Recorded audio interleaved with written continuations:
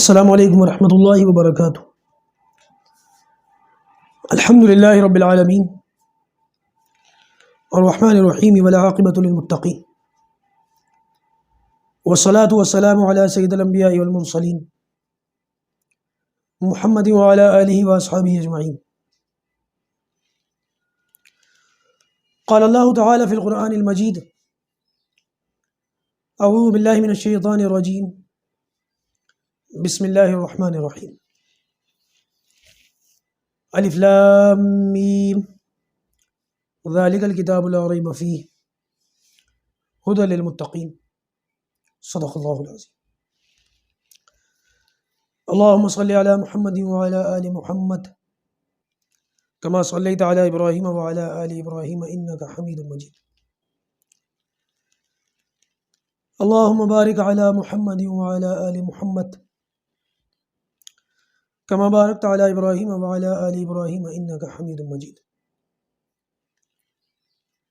مجھے امید ہے کہ آپ تمام ساتھی خیر و عافیت سے ہوں گے۔ گزشتہ نشستوں میں روزے رمضان، سحری، افطاری، تراویح اور دوسرے کئی موضوعات پر بھی الحمدللہ خیر و عافیت کے ساتھ گفتگو ہو گئی اور مکمل ہو گئی۔ اللہ پاک اس کو قبول فرمائے، آخرت میں ہمارے لیے نجات کا ذریعہ بنائے۔ آج انشاءاللہ اللہ تعالیٰ کی کتاب کلام اللہ کے بارے میں، قرآن مجید کے بارے میں تھوڑی سی گفتگو کروں گا، کیونکہ رمضان کے مہینے سے قرآن مجید کو ایک خاص تعلق ہے۔ قرآن مجید رمضان کے مہینے میں نازل ہوا تھا۔ رمضان کا مہینہ آتی تراویح کے اندر باجماعت تراویح، اس کے اندر قرآن مجید تلاوت کیا جاتا ہے،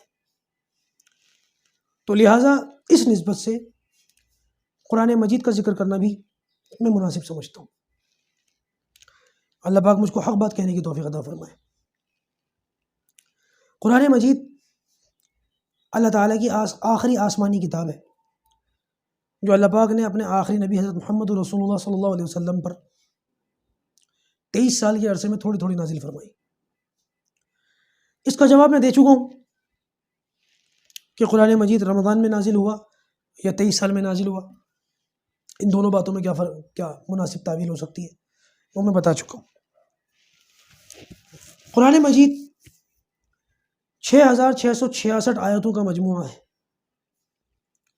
30 سپارے ہیں اس کے اندر، 114 سورتیں ہیں، 14 سجدے ہیں اور 540 رکوع ہیں۔ موسیٰ علیہ السلام جو اللہ تعالیٰ کے ایک بہت بڑے جلیل القدر نبی ہیں، 28 سپاروں میں ان کا ذکر آیا ہے۔ عیسیٰ علیہ السلام کا ذکر 25 مرتبہ آیا ہے، اور حضرت محمد رسول اللہ صلی اللہ علیہ وسلم کا مبارک نام قرآن مجید میں 4 مرتبہ محمد کے نام سے اور 1 مرتبہ احمد کے نام سے آیا ہے۔ اس کلام کو پڑھنے کی بڑی فضیلت ہے۔ نبی کریم صلی اللہ علیہ وسلم نے ارشاد فرمایا کہ جو شخص قرآن مجید کا ایک لفظ پڑھتا ہے تو اس کو اللہ تبارک و تعالیٰ 10 نیکیاں عطا فرماتے ہیں۔ پھر آپ صلی اللہ علیہ وسلم نے ارشاد فرمایا کہ الف لام میم یہ ایک لفظ نہیں ہے، بلکہ الف ایک حرف ہے، لام ایک حرف ہے اور میم 3 حرف ہے۔ تو جس شخص نے الف لام میم پڑھا، اللہ تبارک و تعالیٰ نے اس کے کھاتے میں 30 نیکیاں جو ہے لکھ دی۔ اس سے پتہ یہ چلا کہ رمضان کے مہینے میں وہ جو 70 گنا ثواب لکھا جا رہا ہے، ایک نیکی کو 70 گنا بڑھا کر کے لکھا جا رہا ہے، تو صرف الف لام پڑھنے پر عام حالات میں تو 30 نیکیاں لکھی جا رہی تھی، لیکن جب ہم نے اس کو رمضان میں 70 سے ضرب دیا تو آپ ذرا کیلکولیٹر لے کے ہمت کر کے بیٹھے اور لگائیں نیکیوں کا حساب۔ اور اگر انسان تھوڑی سی ہمت کر کے قرآن مجید پڑھتا چلا جائے اور کئی قرآن مجید کی تلاوت کرے تو کتنی بڑی بات ہے، کتنی نیکیاں ملیں گی، بندہ سوچ بھی نہیں سکتا۔ یہ نیکیوں کا سیزن ہے، یہ نیکیوں کا موقع ہے، اس کو ضائع نہ ہونے دیں۔ بہرحال یہ اتنی مقدس، اتنی بابرکت اور اتنی اعلیٰ درجے کی کتاب ہے کہ کائنات کے بننے سے پہلے اللہ تبارک و تعالیٰ نے جب فرشتوں کے سامنے اس کی تلاوت فرمائی، کیونکہ روایت سے پتہ چلتا ہے کہ ابھی زمین آسمان بنے بھی نہیں تھے، زمین آسمان کے بننے سے 1000 سال پہلے اللہ تعالیٰ نے فرشتوں کے سامنے سورہ طٰہٰ اور سورہ یاسین کی تلاوت فرمائی،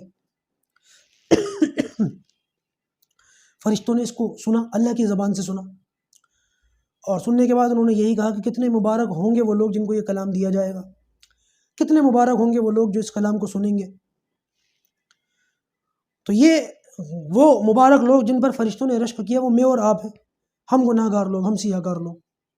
ہمیں یہ کتاب دی گئی، ہمیں یہ مقدس کلام دیا گیا، بدلے میں ہم نے کیا کیا؟ نہیں، مطلب سوچنے کی بات ہے نا کہ اگر کوئی بادشاہ میرے لیے خط بھیجے، شاہی خط آیا، بادشاہ کا فرمان آیا، اور بادشاہ کا کوئی وزیر یا درباری میرے پاس خط لے کر کے آئے، خط کس کا ہے؟ بادشاہ کا، آیا کس کے لیے؟ میرے لیے۔ اور میں کیا کروں؟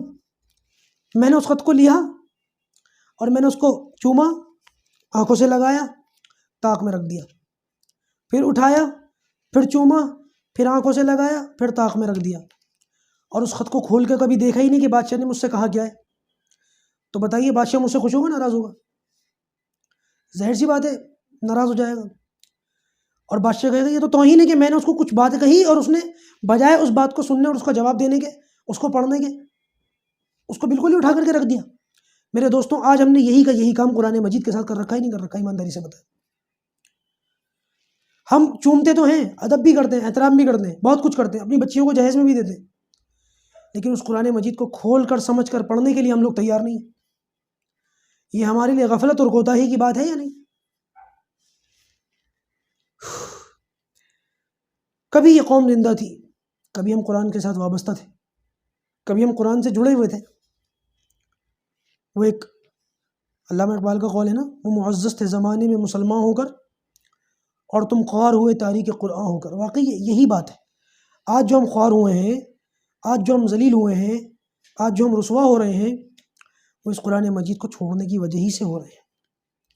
ہم تراویح میں تو سنتے ہیں، ہم چومتے ہیں، ہم سینے سے لگاتے ہیں، ہم سر پر رکھتے ہیں، ہم آنکھوں پہ لگاتے ہیں، عمل کرنے کو تیار نہیں ہے۔ دیکھیے قرآن مجید کے کچھ حقوق ہیں ہمارے اوپر، جیسے نمبر 1 اس قرآن کو پڑھا جائے، نمبر 2 اس قرآن کو سمجھا جائے۔ ایک تو تلاوت ہو گئی، بغیر سمجھے تلاوت کرنا، ایک تو یہ ہے۔ دوسرا تلاوت کرنے کے ساتھ ساتھ اس کو سمجھنا بھی تو ہے نا، اللہ تعالیٰ نے مجھ سے کیا کہا ہے۔ تیسرا اس پر عمل کرنا ہے، سمجھ لیا اب عمل کرنا ہے۔ اور چوتھا دوسروں کو اس کی دعوت دینی ہے۔ اب ان چاروں ہی معاملات میں اپنے آپ کو پرکھ کر کے دیکھیں کہ کیا قرآن مجید کو ہم اس کی عین، ح، ضاد، طا، قاف ان الفاظ کی ادائیگی کے ساتھ صحیح طریقے سے پڑھتے ہیں آج تک؟ نماز میں پڑھنے والے لوگ جو نماز میں قرآن مجید پڑھتے ہیں، سورۃ فاتحہ پڑھتے ہیں، الحمد للہ سے قل اعوذ برب الناس تک کی کم سے کم 10 صورتیں پڑھتے ہیں نمازوں کے اندر، کیا وہ یہ 10 صورتیں پراپر پڑھتے ہیں جیسے کہ پڑھنی چاہیے؟ یہ وہی ہماری کھڑی زبان ہے، الم تری کیف فعل ربک باصحاب الفیل، الم تری کیف فعل ربک باصحاب الفیل، کتنا فرق ہے دونوں پڑھنے میں۔ ہم کس طریقے سے پڑھتے ہیں؟ نمبر 1 تو ہمارا پڑھنا کیسا ہے؟ آج اپنے سامنے پرچہ رکھیں اور اس پر نمبر لگائیں کہ قرآن مجید کو پڑھنا، اور اس میں اپنے آپ کو نمبر دیں کہ میں جو پڑھتا ہوں اس حساب سے مجھے کتنے نمبر ملنے چاہیے، 100 میں سے یا 10 میں سے۔ دوسرا پھر یہ دیکھیں کہ کیا ہم قرآن کو سمجھتے ہیں، قرآن کو سمجھا ہم نے، یہاں پر نمبر دینے کی کوشش کریں۔ کیا ہمیں قرآن سمجھ آتا ہے؟ سمجھ نہیں آتا۔ ہمارے محلے میں ایک امام صاحب ہیں، وہ روز رات کو مائک کھول کے، لاؤڈ اسپیکر کھول کے تفسیر کرتے ہیں۔ خیر میں تو اتفاق نہیں رکھتا کہ اس طریقے سے تفسیر کی جائے، لیکن وہ کرتے ہیں، روز کرتے ہیں، سالوں ہو گئے، سالوں، لیکن لاؤڈ اسپیکر کھلا ہوا ہے، قرآن کی تلاوت ہو رہی ہے، تفسیر چل رہی ہے، اور لوگ اپنے دھندوں پانی میں لگے ہوئے ہیں۔ کوئی پان بیچ رہا ہے، کوئی گوشت بیچ رہا ہے، کوئی پرچون کی دکان کھول کے بیٹھا ہوا ہے، کوئی پکوڑیاں بیچ رہا ہے، کوئی کچھ، اور لوگ بھی آ رہے ہیں جا رہے ہیں۔ اور حالت یہ ہے کہ اندر مسجد میں تفسیر ہو رہی ہے، لاؤڈ اسپیکر میں باہر آواز آ رہی ہے، اور باہر لوگ گاڑیاں چلاتے ہوئے لڑ رہے ہیں، ایک دوسرے کو گالیاں دے رہے ہیں، لوگ یاری دوستی میں گالیاں دے رہے ہیں، چائے کی چسکیاں مارتے ہوئے ایک دوسرے کو گالیاں دے رہے ہیں، تیری ماں کی تیری بہن کی کر رہا ہے، قرآن کی آواز آ رہی ہے، پیغمبر کا نام آ رہا ہے، اور سننے کے بجائے ادب سے خاموش ہونے کے بجائے۔ اس لیے میں کہتا ہوں میں متفق نہیں ہوں، لیکن یہ ہمارا اشر ہے کہ قرآن کو کس طریقے سے ہم نے ویلیو دے رکھی ہے آج۔ ایک ہوا کہ قرآن کو پڑھنا، اور دوسرا ہوا قرآن کو سمجھنا، اور تیسرا ہوا قرآن پر عمل کرنا۔ عمل تو ہمارا کیا ہی ہوگا، جس طرح کے ہمارے اعمال ہیں ہم سب جانتے ہیں کہ قرآن سے ہمارے عمل کتنے دور ہیں۔ قرآن سے اس وقت ہمارا تعلق کی کیا نوعیت ہے؟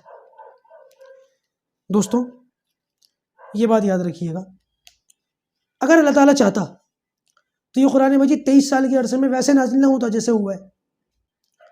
اللہ تبارک و تعالیٰ اس کلام مجید کو پیغمبر صلی اللہ علیہ وسلم پر نازل فرمانے کے بجائے، جیسے تورات اتری تھی نا ایک دم لکھی ہوئی یوں ہی کہ یوں ہی، اللہ تبارک و تعالیٰ قرآن مجید کو ایسے ہی کسی پہاڑ پر لکھا ہوا اتار دیتے، اگر اتار دیتے، اور ہمارے لیے حکم یہ ہوتا کہ جاؤ قرآن مجید کو وہاں سے اٹھاؤ، لے کے آؤ گھر، اس کی کاپی کرواؤ اور فوٹو اسٹیٹ نکلواؤ اور آپس میں تقسیم کرو اور پڑھنا شروع کر دو، کیا کر لیتے ہم؟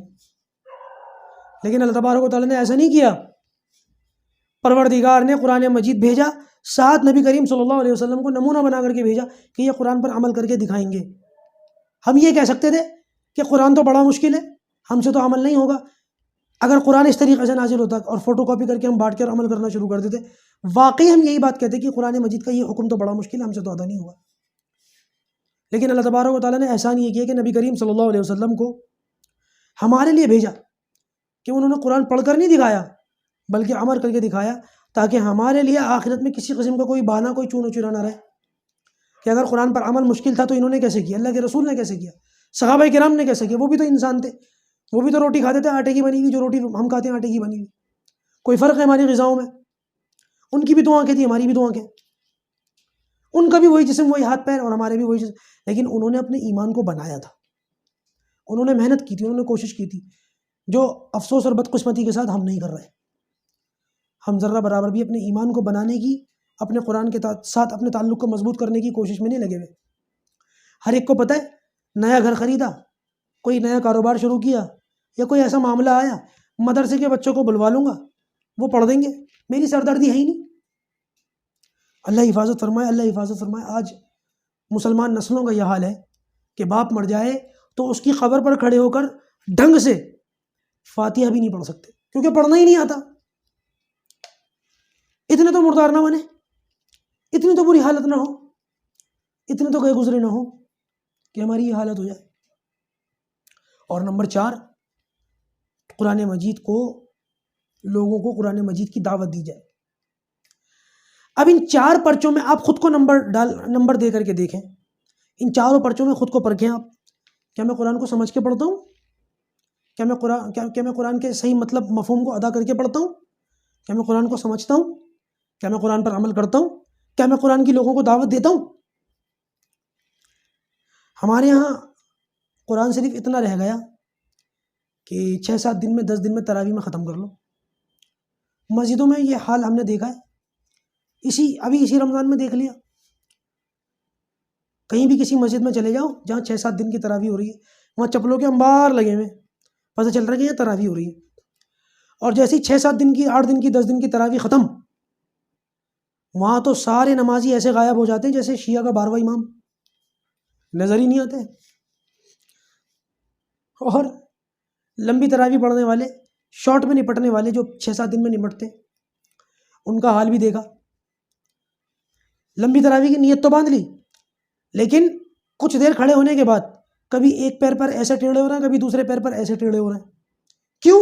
کھڑا نہیں ہوا جا رہا۔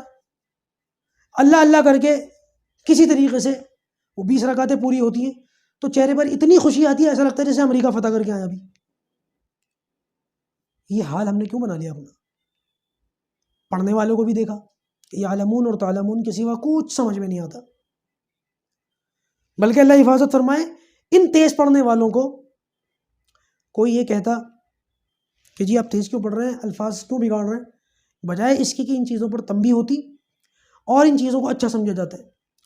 تیز پڑھنے والے حافظ کو حافظ ریل، حافظ بلٹ ٹرین، حافظ ہوائی جہاز، یہ القابات دیے جاتے ہیں، یہ القاب دیے جاتے ہیں اور ان کو نوازا جاتا ہے، بہت اچھا سمجھا جاتا ہے۔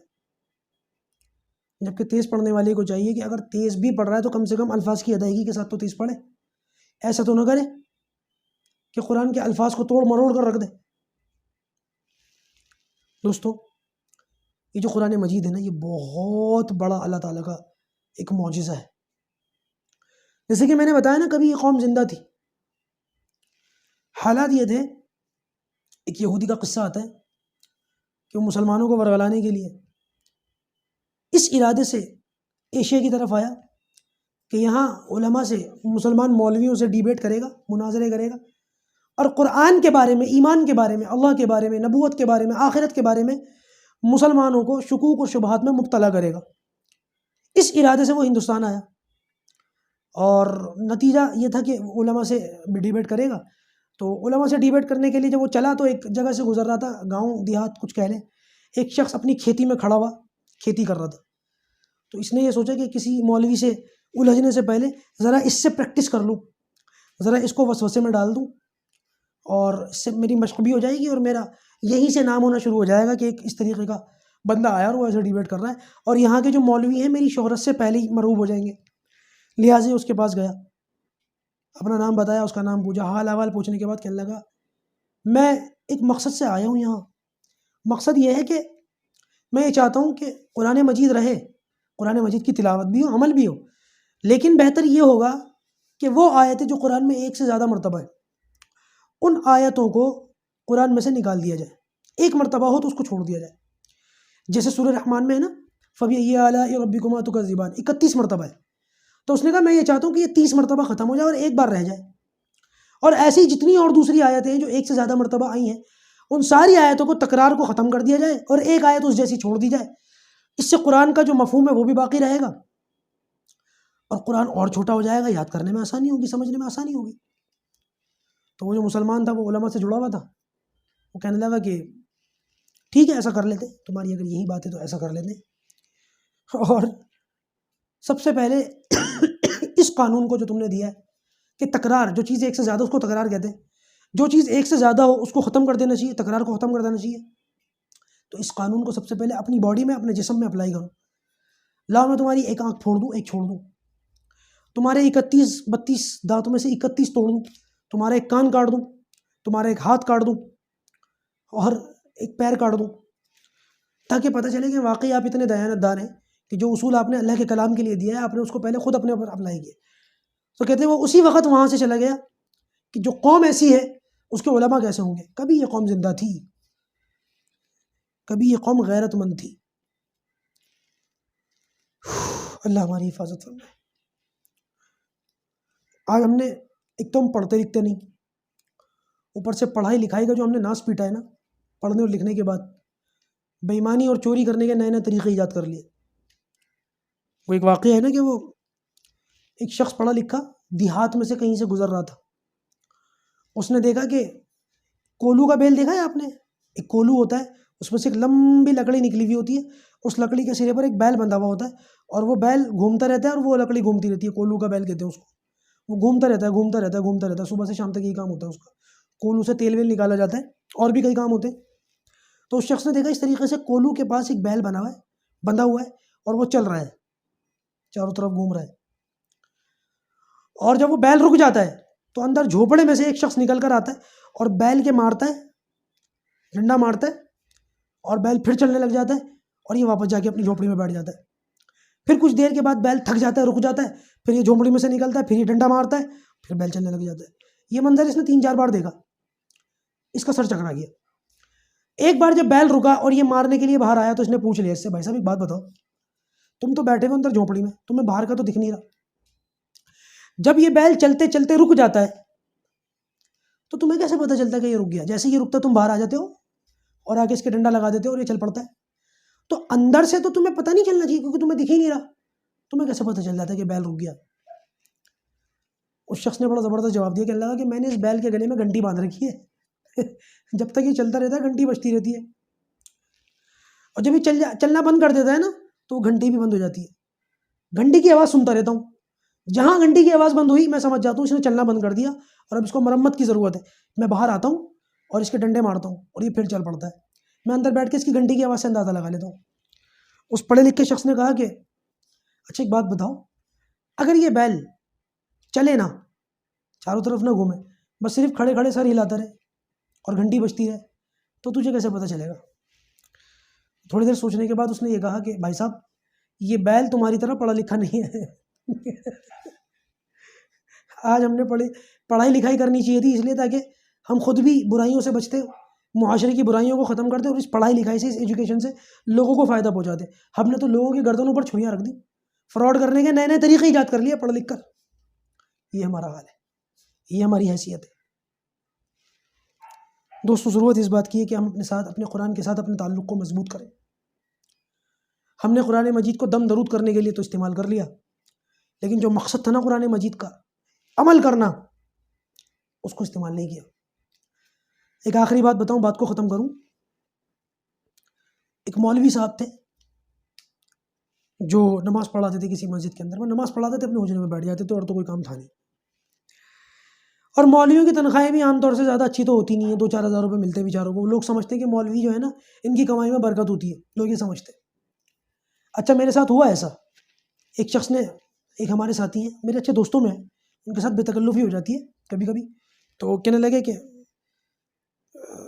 آپ کو کیا ملتا ہے؟ تو میں نے کہا مجھے تو یہ ملتا ہے. میں نہیں کھولتا اپنی بات. تو میں نے ان سے پوچھا، میں نے آپ کو کیا ملتا ہے؟ کہنے لگے کہ 80,000 روپے پر منتھ.